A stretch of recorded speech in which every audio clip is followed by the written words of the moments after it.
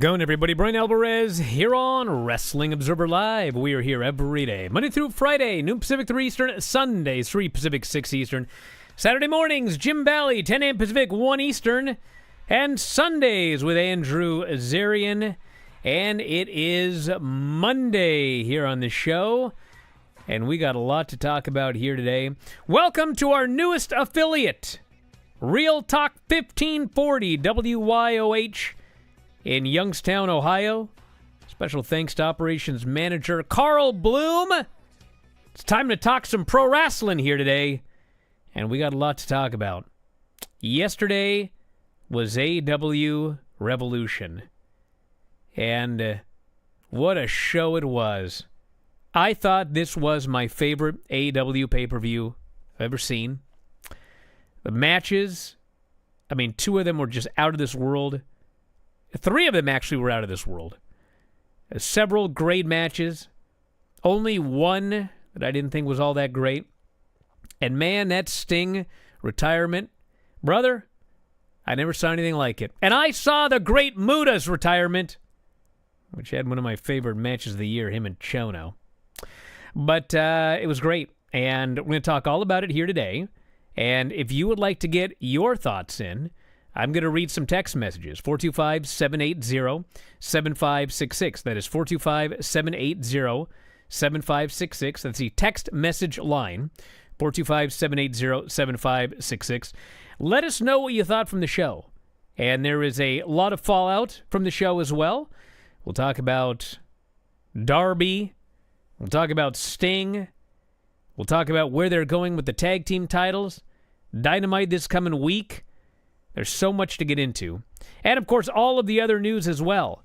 The tag team match we were expecting for the first night of WrestleMania, Rock and Roman Reigns versus Cody Rhodes and Seth Rollins, it is official. I tried to tell you Roman was working 2 nights. No one bought it, but it's happening. And plenty more. Back in a moment to kick it off, Observer Live. You know, that was a very special night for me. And I've listened to Cody about it. It's not his top match, he says, but man, it's mine. You know what I mean? It's very special in my heart. And to do that at 50, right, it's a great achievement for somebody like me, man. It really is, to be in my shape still, in good shape, to be able to go out there with the young kids and pull things off. It's so amazing, you know. When I was so nervous when Cody's music hit and he broke the throne with a sledgehammer and all that. I'm just waiting for my entrance, right? And this new upstart company, AEW, I didn't know how the fans would respond to me, whether they would boo me or whether they would, cheer me or whatever. So I'm so nervous and I'm so laser focused on what I'm doing, but it was like, God, my butterflies in my stomach were crazy. My music hit and they responded in kind, and I was like, okay, it's not so bad. And I'm always like that. As soon as I go through the tunnel, it goes away, right? And then I'm laser focused on what I need to do, man. And it's like, it was good to feel that reaction from a new fan base that had watched me my whole career, but they're different than WWE fans. To go down there and, I've explained this before, and let's see if you can understand it. I step in the ring, right, and they start chanting Dusty's name, right, which really just, oh man, chills on your body. You're in the moment. You're so laser focused. And you hear that for a moment, because I point to the sky, I point up, and they started to chant Dusty. And then all of a sudden, the sound and everybody in the arena has become blurry to me, right? I can hear them, but I can't hear them. I can see them, but I can't. I'm so focused on Cody and what we need to do right now to get it to where it is. Because for years and years, I was told, no, it wasn't good enough to be on WrestleMania or whatever. So we had a thing to prove here, and I was focused about it. And we probably could have done a couple things wrong in that match, and it still wouldn't have mattered. It was so good. The story was built in, one promo apiece. They were ready for it. All the stars aligned. The magic happens, and we struck lightning. And it was really cool to do. And I think that match will go down in history as one of the greatest matches of all time. There's some great matches out there, but I think it really it holds water. I think it's going to be talked about for 10 years from now, 15, 20 years from now.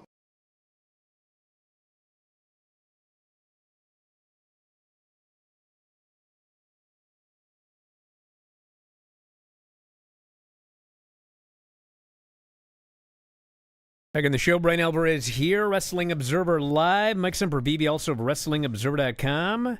Before we get going, a couple of things real quick. A big hello and welcome to our newest affiliate, Real Talk 1540 WYOH in Youngstown, Ohio. I love that place.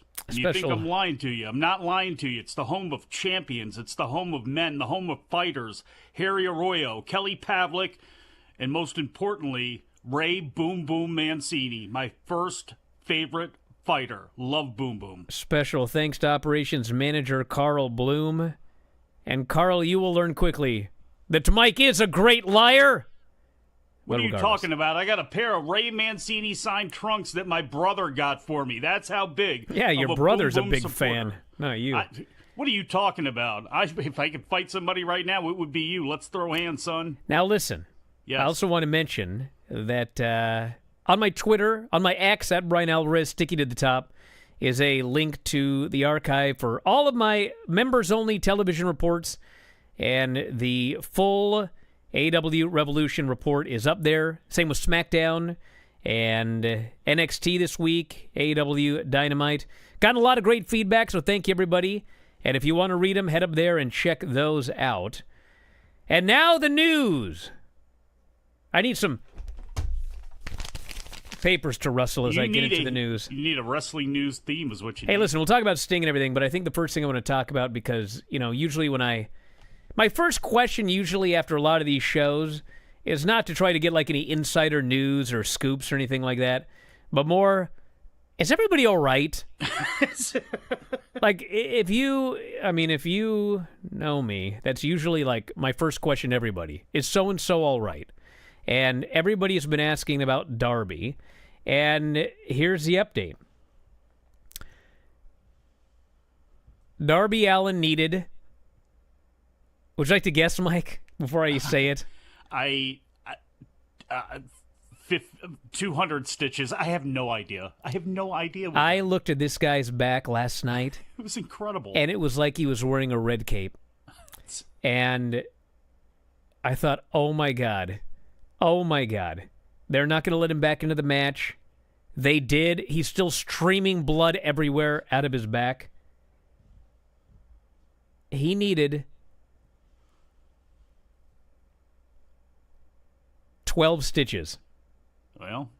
Death by 1,000 cuts. I heard that, and I was like, okay.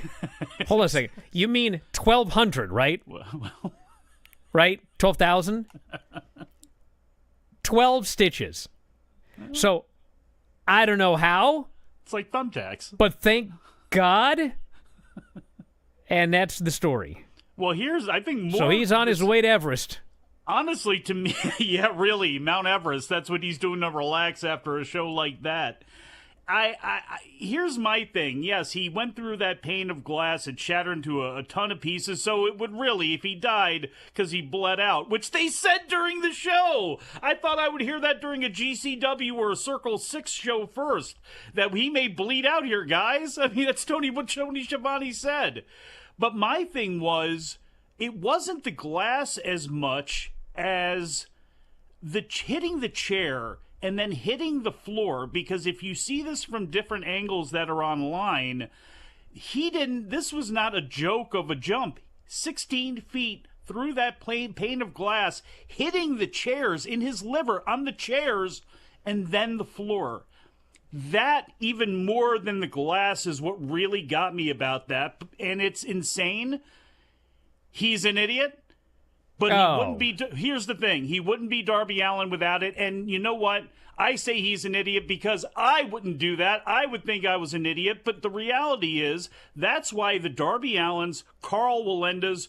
Why do you go see Cirque du Soleil? Because you see these people do these incredible stunts and these incredible feats physically that you can't do, and it's always amazing to see. And Darby Allin is amazing to watch, and whether you like him or not, you can't take your eyes off of him.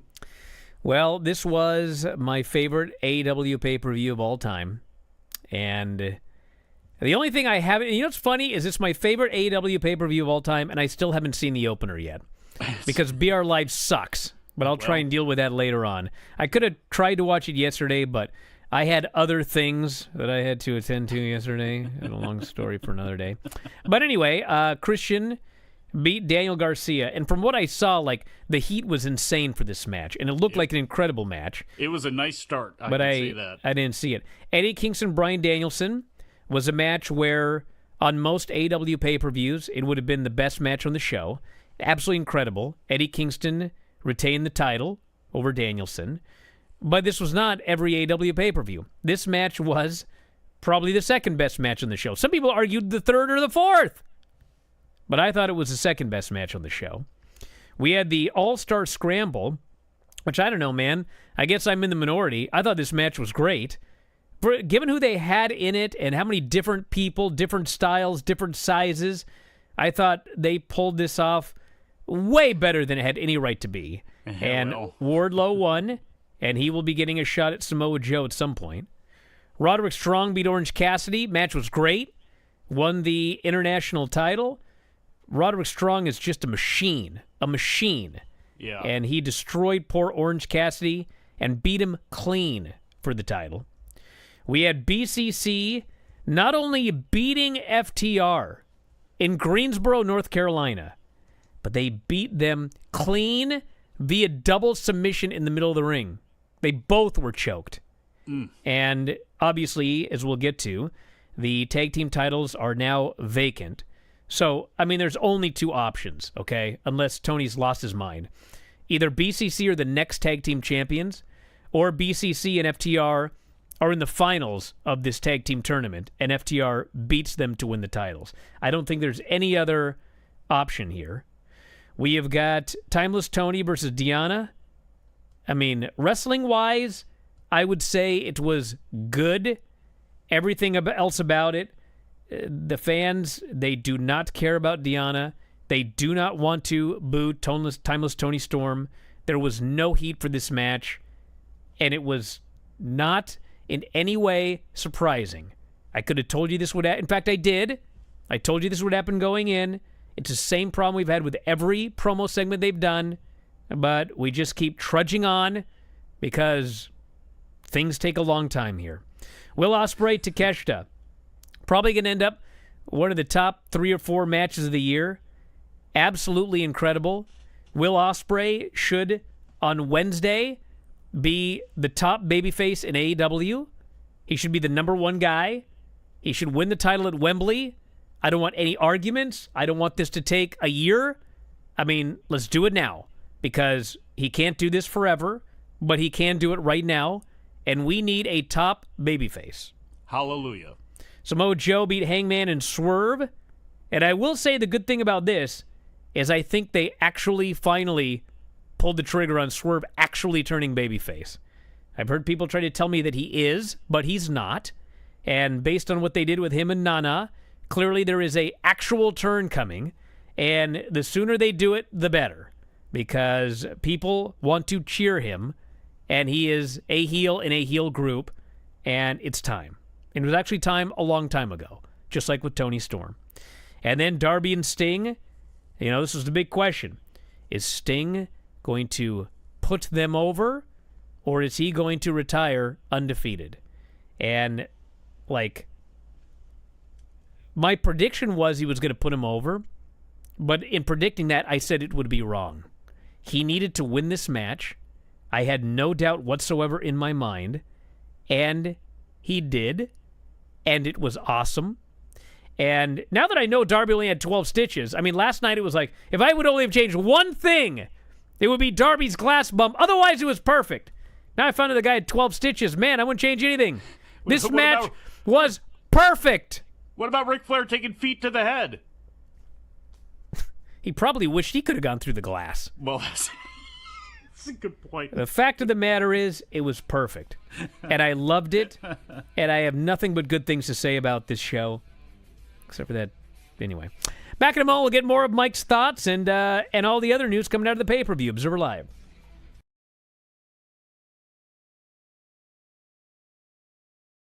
I think it's my sobriety that keeps me going. Since I got clean and sober 15 years ago, it has put this kind of new shine on my life that I need to kick it into gear and continue growing and continue what I love to do, which is this wonderful business we're in, and have some fun. And it's all about having fun. If you can't have fun at your job, then you don't really need to be in it. And I'm very good at what I do, so I love this business. And I just, each time I go out there, it is an opportunity for me to be kind of a teacher for the youngins in the back, because I'm very old school with a little new school attitude. So without the old school, there is no new school, right? So it's like all these people do all these impressive things all the time, and then what I like to do is completely different than that, and that's to tell a story. It's very important to me because the fans they have made us, right? So without the fans, we're nothing. And the fans that are going through their day, and they might be having a terrible day or whatever, and they turn on the TV on AEW just to watch us, it is my job to take them out of that day and entertain them, but make them feel something. That's the most important thing, is to move somebody and to make them feel something. Because if you make them feel something, they're going to come back. And so that's kind of my goal every time that I go out there. It's I get a lot more nervous at my age for some reason, which is really weird. And I think they're good nerves, and I've always been nervous, but really since I've turned 50, it's like every time I go out there, I'm just like, oh my God, man, I can't mess up. Because, there's people out there, they're going to be like, oh, Dustin needs to retire. And I hate that. I don't want that. I want to kill it each time. I want to put on a banger and tell a good psychological story for the fans to enjoy.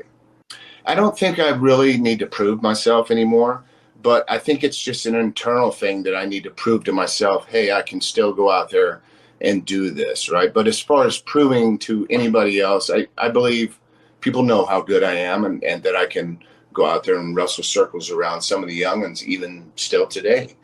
And we have some incredible talent, and I'm just trying to keep up. I'm just trying to keep, in a word, young, right? And it's very difficult when you're 54, almost 55. But just to throw in a couple of new things by evolving your characters and changing things up every once in a while, I'm good at that, and that gives me a little more life and gives me a little longer to kind of enjoy it, right, before I need to switch it up again. And I think that's the key to my career, is evolving.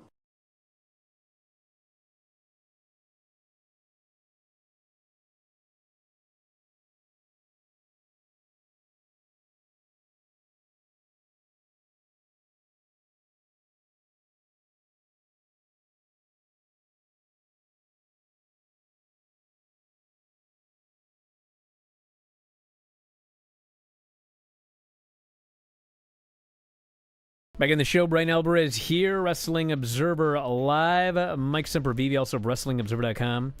And we were talking about our newest affiliate, Real Talk 1540, WYOH, Youngstown, Ohio.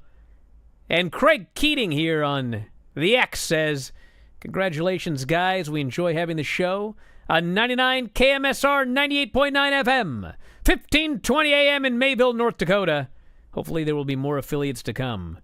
And hey, if you want to be an affiliate, you can contact Sports Byline USA, talk to Darren, or you can message me on Twitter, @Bryan Alvarez. I can put you in touch with Darren and carry the show. You can carry it live. A lot of people carry it on delay. Whenever you want to carry it. I don't care. Just strap handles to us. We're here for you, baby. Come on. Yeah. When Mike does solo shows, it's also available on 99 AMSR. I had already cracked open the bottle. It's too late. Thank you. Thank you. I'm here all week, Monday through Friday, noon Pacific, 3 Eastern. All right. What are your thoughts on the show? Anything you want to add? It was a great show. There's not a whole lot to add. We could get into the picking of nits if we have time to or something like that, but I'm with you. I think this is the best event that they've put on. Most certainly for me as a viewer, it was the most fulfilling event that they've put on. They have had better shows with more 5-star, 4-star match of the year type deals, but this was about the event. This was about Sting and how they had him go out on top. That match itself, which was a complete, it was almost surreal. It really was. Watching him watch his career on a big screen leading in.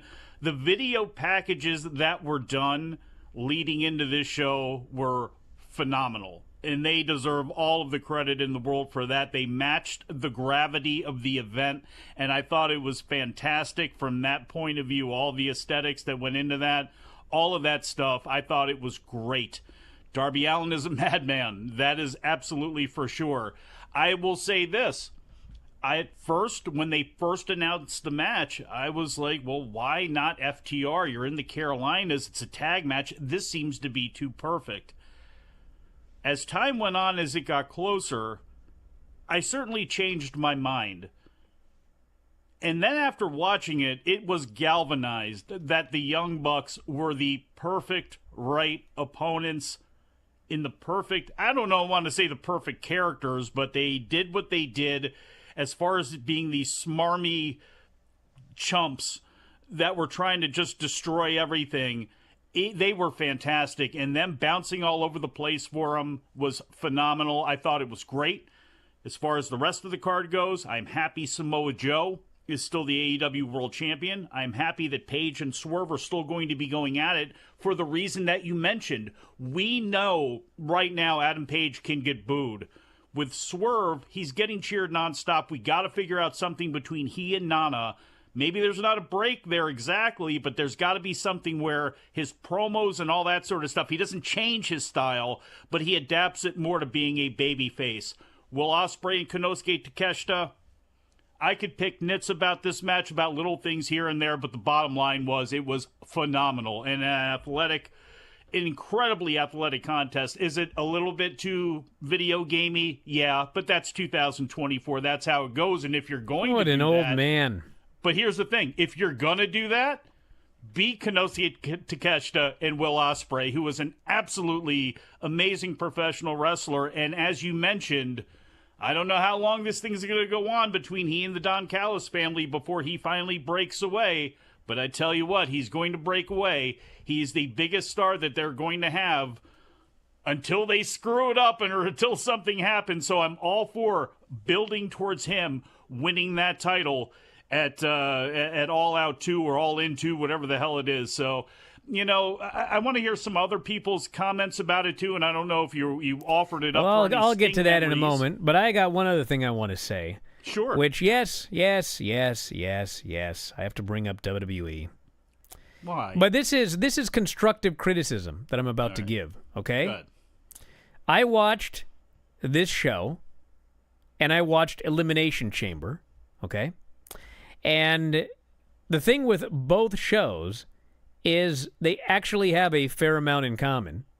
in the sense that both were big shows, both had great crowds, and on both shows, you could pick every single finish before the show started, and they literally did the right finish in every single match. So I don't want to hear that one was more predictable than the other. They were both exactly as predictable, okay?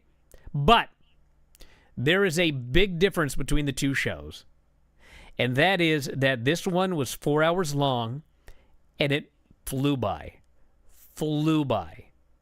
And that Elimination Chamber match was excruciatingly long. It was a number one complaint everybody had. And my constructive criticism is, Vince is gone. You're no longer on a WWE network where you have to tout all these stupid stats.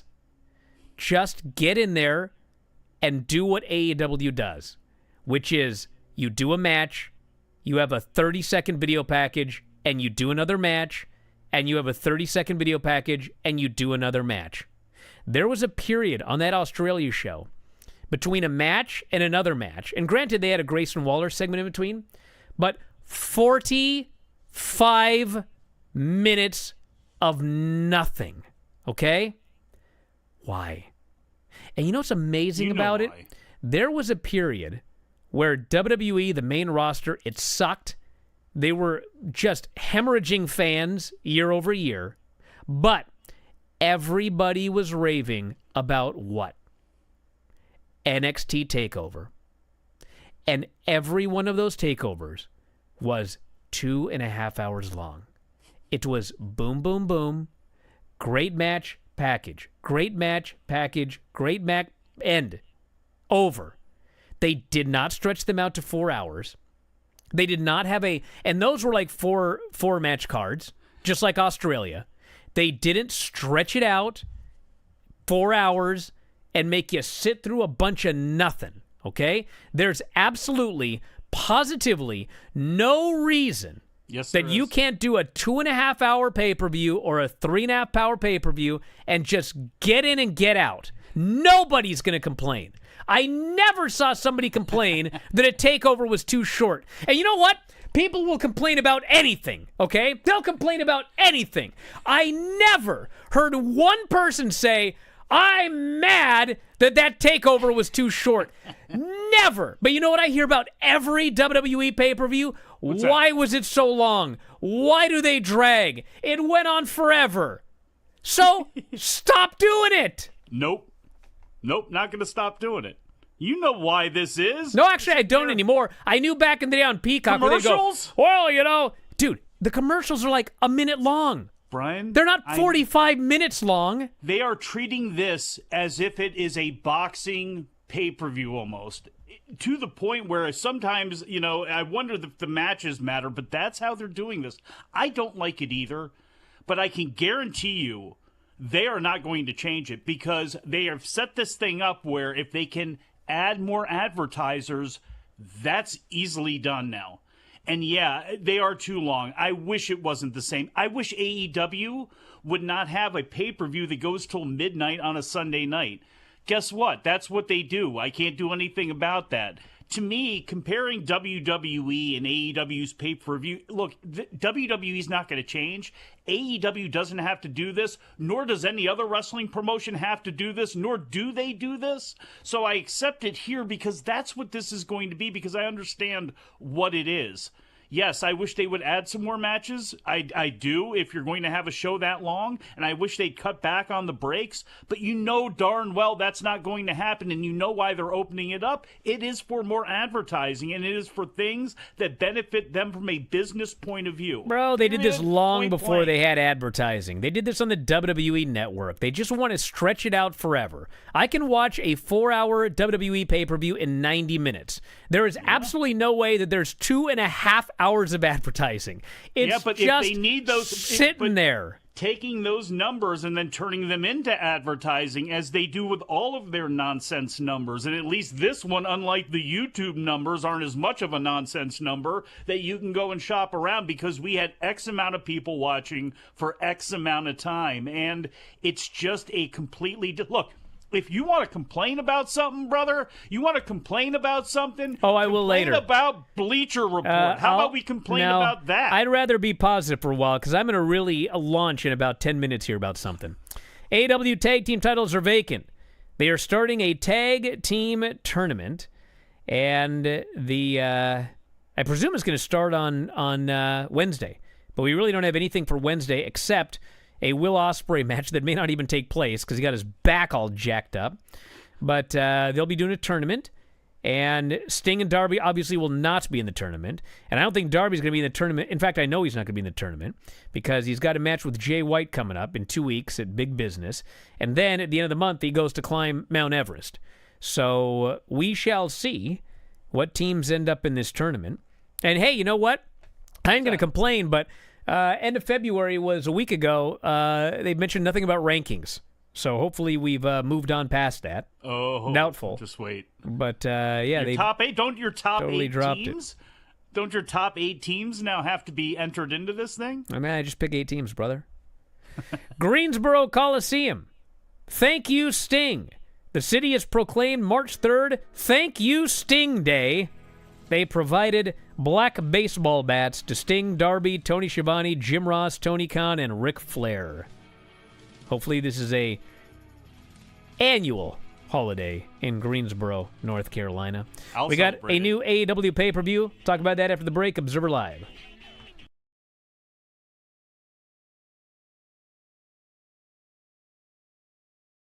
Oh, it was so cool. It was terrifying more than anything.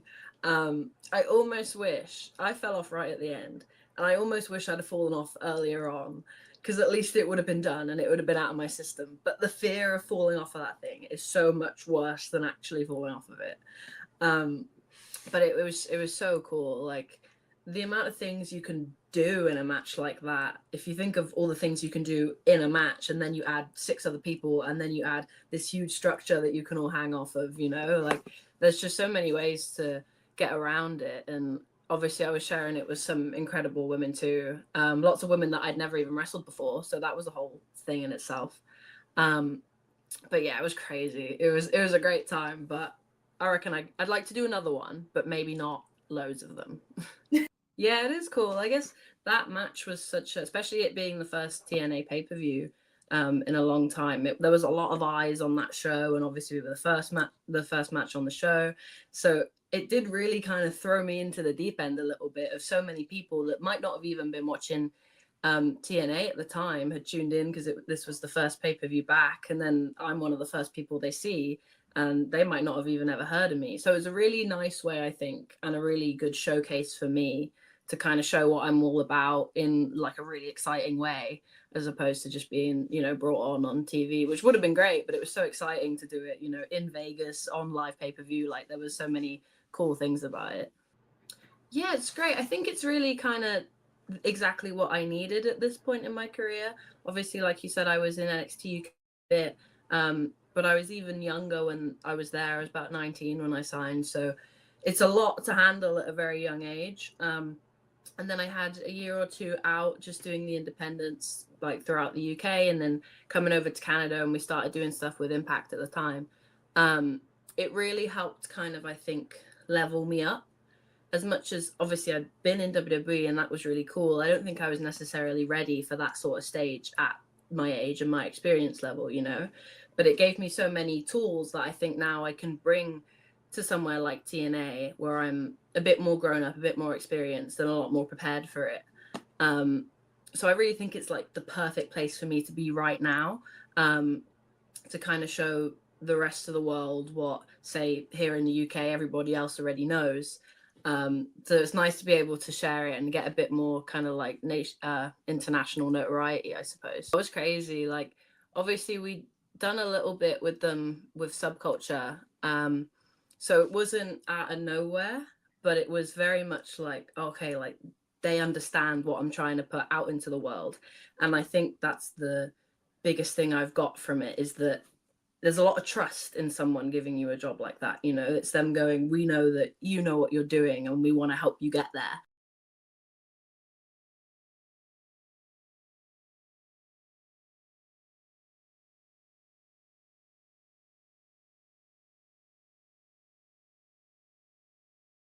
Okay, I'm just going to do it now. Get it over with.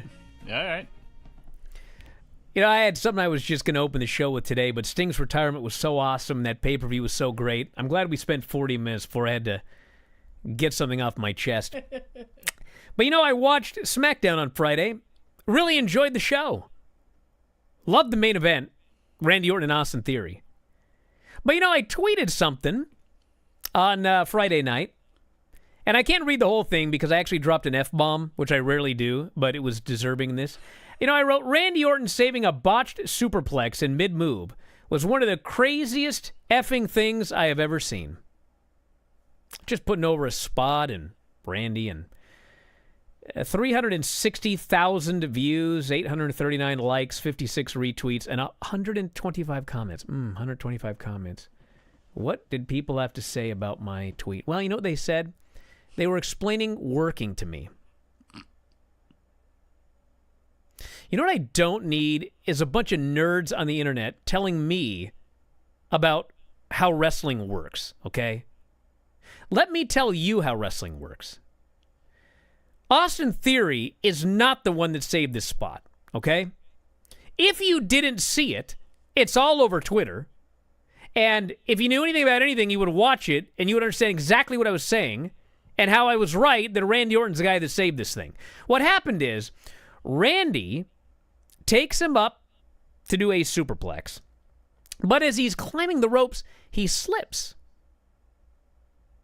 Well, Austin Theory goes. He starts taking the superplex that wasn't delivered. Randy Orton, on the way down, realizes, my God, this guy went for the superplex. And so, literally in an instant, he goes from falling to executing a suplex, taking a perfect bump, putting Austin Theory down exactly where it was supposed to be. And it was like, I was absolutely blown away. Amazing. And the announcers were blown away by Randy Orton, I might add. And now I have to hear these morons telling me that it was actually Austin Theory saving the move. Let me explain something to you guys, okay? Who do you think I am? Some nerd in his mom's basement? No, I was a wrestler before I ever did this, okay?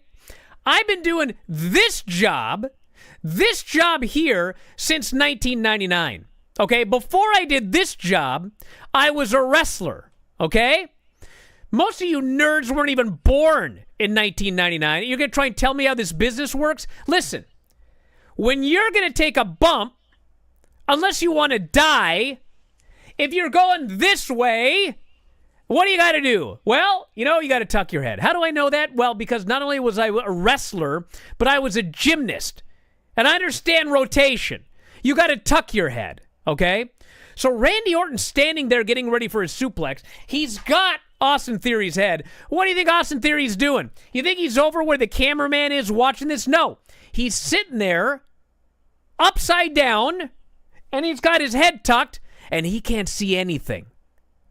So when Randy starts to climb, and he slips, Austin Theory only knows he's going. And so he jumps for the superplex. Now, what happened to Randy Orton? Well, he was walking up the ropes and he slipped.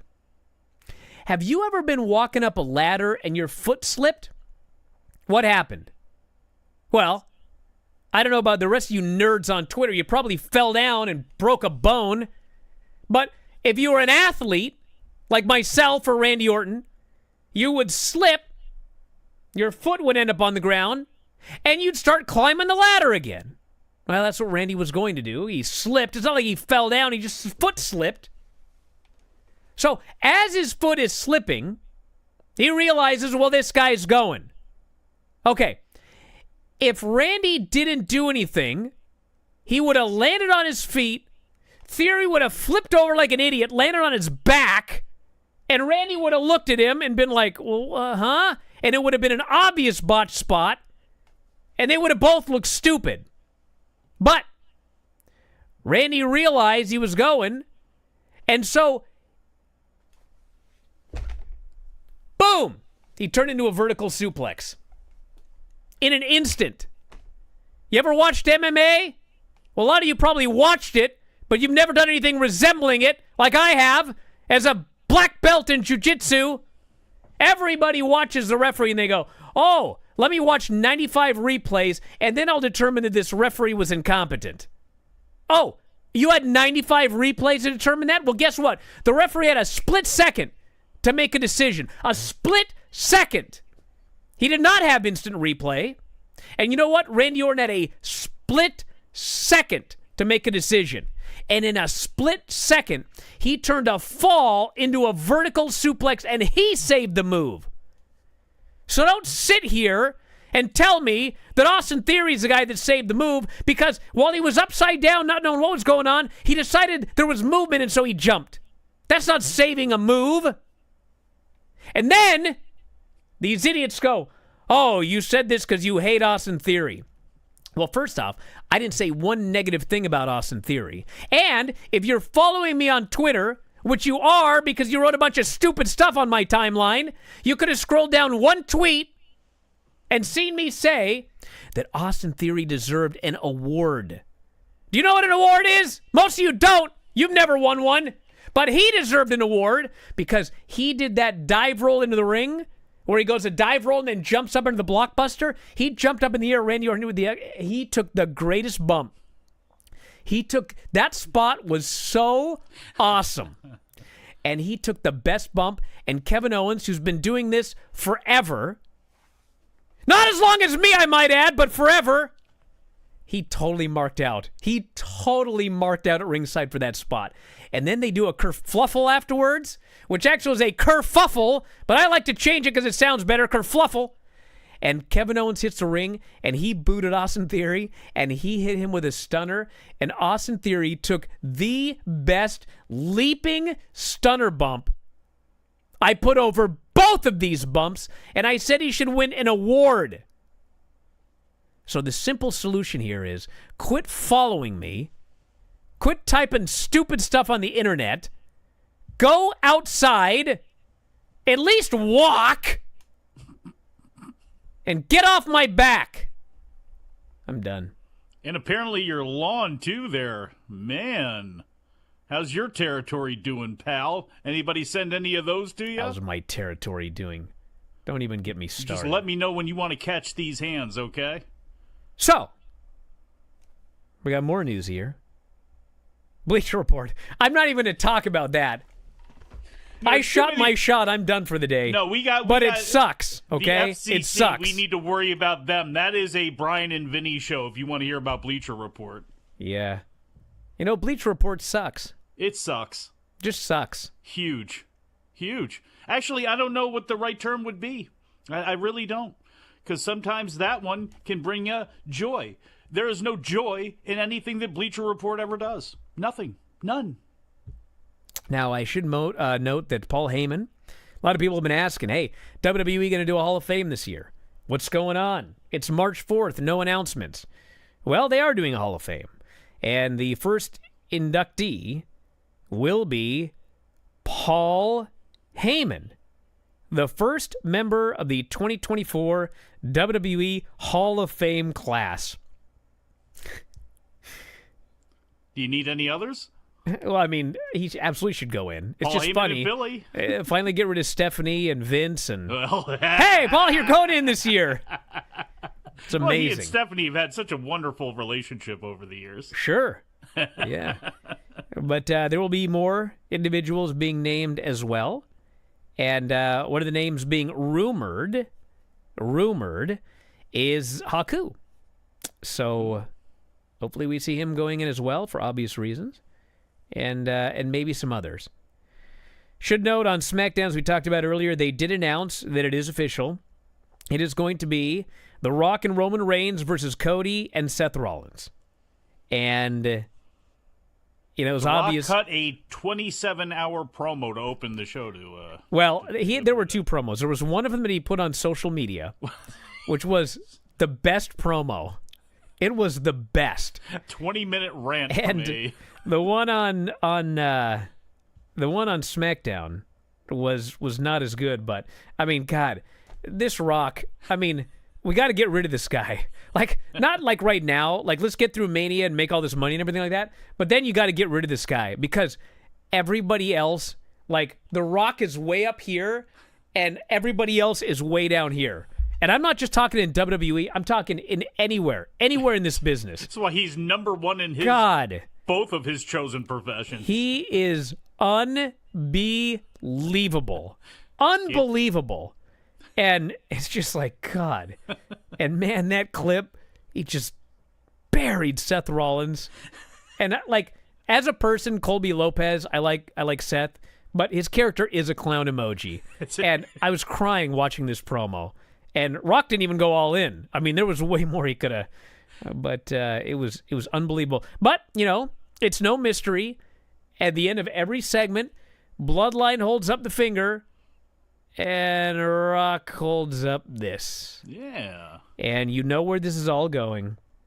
Rock is he's gonna turn on Roman Reigns, go full babyface. We're gonna get Rock and Roman down the road. And my prediction is to make all of this make sense in hindsight. Rock is going to eventually explain that when Cody stepped aside and Rock whispered something in his ear, what he whispered was, "Let's get this guy." Yeah. And Cody walking away and giving up his spot and later taking it back to make Rock so angry that he must team with Roman to take on Cody and Seth. It was all a ruse. And it will lead to that match, which will eventually take place unless Rock, you know, totally falls apart in that tag match, which I don't think is going to happen. I think he'll make a tag match just fine. What did Cody tell Roman? Wasn't going to just take the title. He was going to take it all from him. He's going to take everything from Roman Reigns. So, yeah, it was a good show. I liked it a lot. And tonight we've got a Monday Night Raw show where we've got a couple of big matches, including, if I can find the whole thing right here, Becky Lynch versus Nia Jax. Y'all know how it goes. You must beat a giant on the road to WrestleMania. And Drew McIntyre will be facing Jey Uso. And I don't know if he's actually put pen to paper yet, but I can't even imagine Drew McIntyre is leaving this company. If he has not put pen to paper yet, he's already probably a wealthy guy who is getting ready to sign a pretty lucrative deal. But if he has not signed yet, oh my God, I would be bidding on him like crazy. So I don't think it's happening. Either do I. AWNS, a new pay-per-view for April. They're moving to about 9 pay-per-views a year. Oh man, more times to order through Bleacher Report. Can't wait. God help me. It will be called AEW Dynasty, April 21st, St. Louis, Missouri. Tickets go on sale this Friday, March 8th. And I presume that will be the finals of the tag team title tournament. And whatever they're going to end up doing, maybe that'll even be the Wardlow match. I mean, it's not that far away. So they can build that one up for Dynasty. Back in a moment with more Observer Live.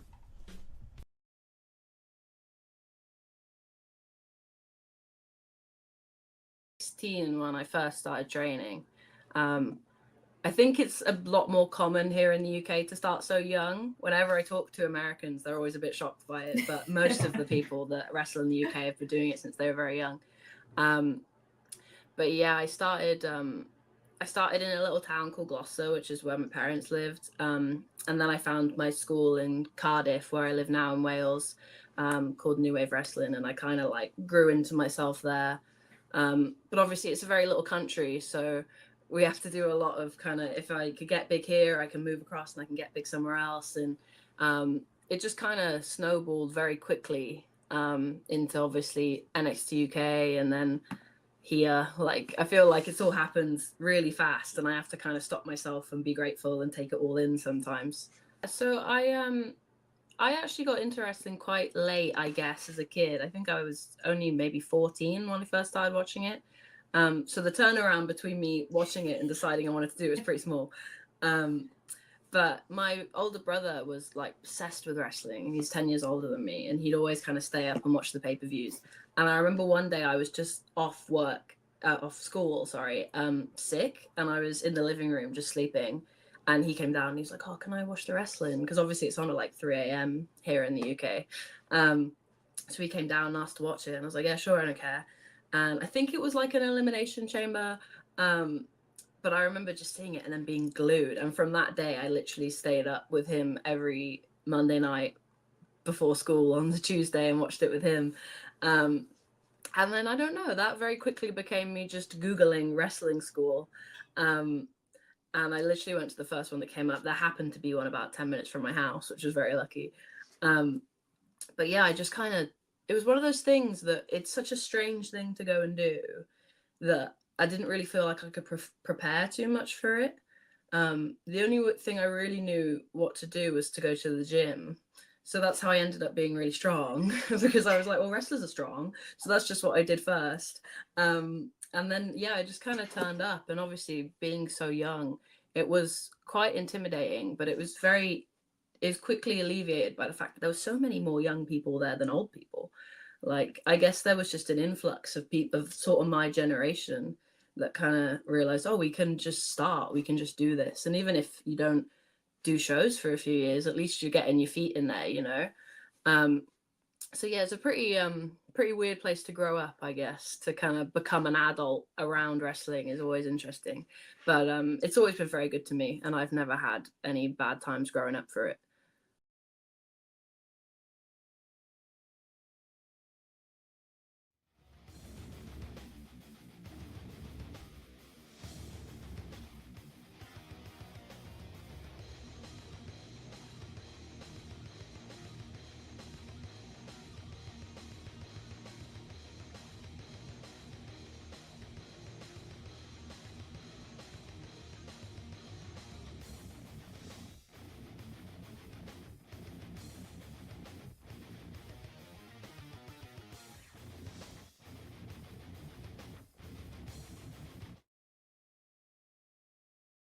Message real quick. This person says, loved everything with Sting last night. Only thing that would have made it better was some WCW footage in the tribute. Any idea why WWE refused to play ball? Do we know that AEW in fact reached out? I believe they did not reach out. I think they didn't even ask. So, if you don't ask, you don't have to hear them tell you no. Exactly. But I do know a lot of people watched the AEW pay-per-view from WWE last night and were totally into the end of Sting and thought it was great. I mean, that means a lot to a lot of different people out there, and New Japan did give them a lot of footage to work through, so at least we got that era. Person says, when is Tony getting the Max deal done? Seems like we need it to avoid the BR Live issues. I don't think it's an issue with Tony. I've talked about this for a long time. They're not ready. HBO Max is not ready for... Let me make this clear, because you guys, every time I say this, people say, yes, they are, but they're not. They're not ready for live streaming pay-per-views. No. I don't care what they air live now. They are not ready for live streaming pay-per-views. Has this not been proven inside their own house's Bleacher Report? My God. Yeah. Speak it slower to them. As a 27-year-old fan, I feel very excited, confident in the future of pro wrestling after seeing Takeshita and Ospreay. I don't know if I'd go that far because there ain't going to be many of those. Garcia had a very good showing, too. Darby's a great young talent. I don't know how many years he's got if he keeps taking bumps like yesterday. I remember thinking that about AJ. Although Darby's way nuttier than AJ when he was young. But AJ's still going strong today. And my God, Sting's... Well, it's another story. Look, I'm happy Ospreay seems to have slimmed down a little bit because carrying all that weight with the style he works, I still wish he would slow it down a little bit more. Register some more, Will. Come on. Got to wrap it up. I believe we will have Filthy Tom on for subscribers at 2 Pacific, 5 Eastern. A champion! Yeah. Just like Youngstown, Ohio. If not, I'll tweet it out. But check out WrestlingObserver.com. 15,000 archive podcasts, members-only stuff. It's great.